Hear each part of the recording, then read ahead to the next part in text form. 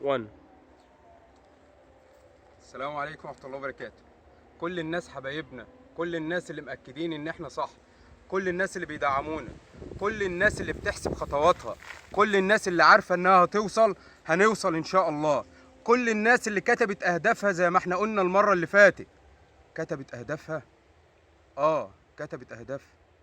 اوعى تكون ما كتبتش هدفك، اوعى تكون نسيت الوقت، اوعى تكوني ضيعت الوقت.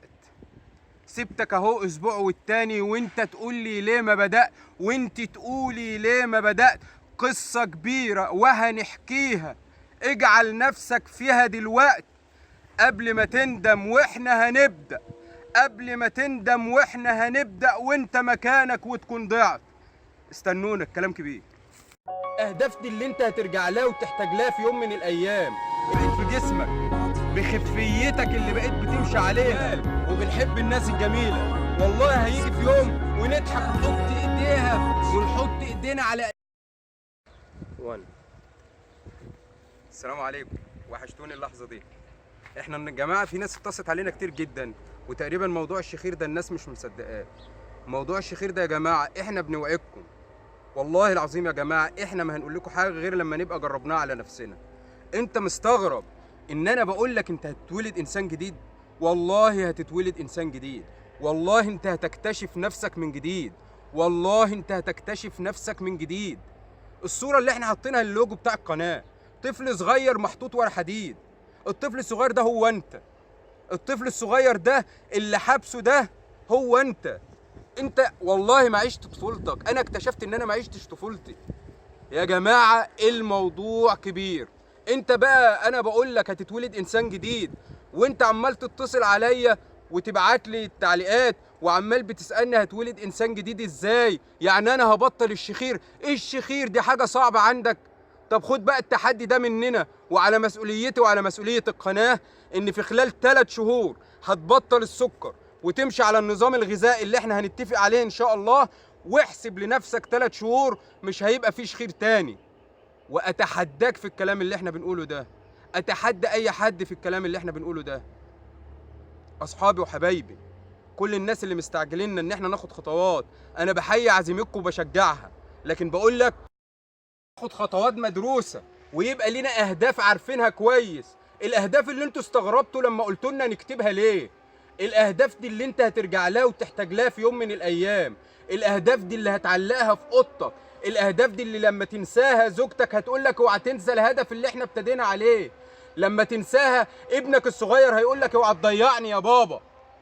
هي دي الاهداف اللي احنا قلنا عليها. ولا ننط في الكلام وتوصل 50 كيلو وترجع تتصل عليا زي الناس اللي بتتصل عليا لوحدهم او مع دكاتره نزلوا 50 كيلو و60 كيلو و70 كيلو كمان زينا، وابتدوا يزيدوا تاني ويقولوا لنا انا هكمل ازاي؟ لانه ما فهمش اللي احنا قلناه، لانه ما جربش اللي احنا قلناه، لانه ما ابتداش اللي احنا قلناه. احنا يا جماعه عهدناكم ان احنا هنبتدي معاكم من الصفر، هنبتدي معاكم اللي ابتديناه على نفسنا. قلنا لكم احنا تجربه وخدوها، احنا تجربه وحسوها. حسوا الكلام اللي احنا بنقوله، ربنا يعلم على اللي في قلوبنا. احنا عاوزين ننقل لكم كل حاجه بصدق وبحب. لما نقول لك اكتب اهدافك اكتب اهدافك، لما نقول لك يلا بطل السكر بطل السكر. انتظرني في الفيديو الجاي ان شاء الله، هكلمك عن السكر ده لما انا بطلته، مش هكلمك على الكلام الانشا لما تبطل السكر هيحصل لك كذا. انا هكلمك لما انا بطلت السكر حصل لي ايه، وهديك وعد زي الوعد اللي انا بوعده للناس بتوع الشخير دول اللي صعبانين عليا، اللي حسيت ان الموضوع عندهم موضوع كبير. ده واحد منهم استغربت انه بيقول لي انا واقف على الطلاق عشان موضوع الشخير. لا يا حبيبي ما تخافش، اوعد نفسك واوعد زوجتك 3 شهور ان شاء الله ومشكلتك هتنحل.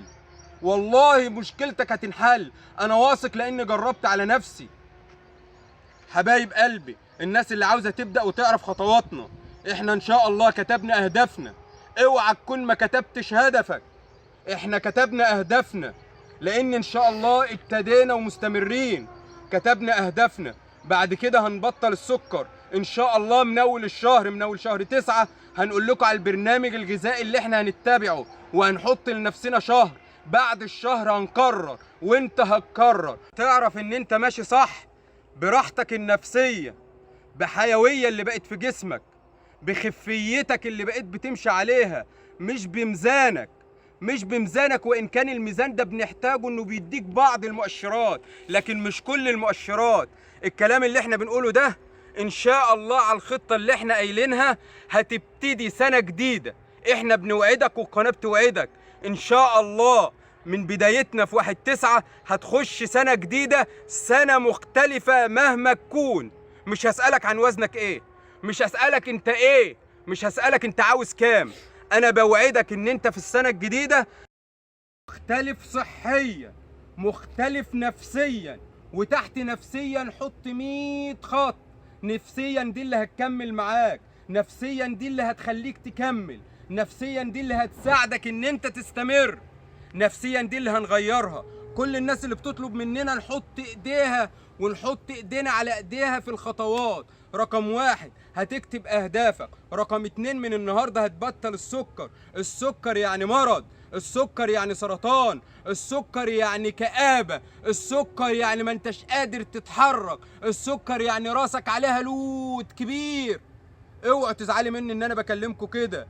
هيجي في يوم ونضحك كلنا. والله العظيم ضحكتنا حلوه، والله العظيم ضحكتنا حلوه، بس انا ببقى زعلان ان انا اضحك وانتوا لسه مكشرين. كلنا هنضحك مع بعض. اوعوا تنسوني باللايك والشير، اوعى تنسيني بالاشتراك في القناه. اشتراكك في القناه بيخليك تكلم كل الناس، بيخليك تدعمني ويخليني اتحرك، بيخليني تاكد لي ان انا ماشي صح. اوعى تنساني، هتوحشوني. السلام عليكم. إن أعجبك الفيديو لا تنسى الإعجاب والاشتراك في القناة.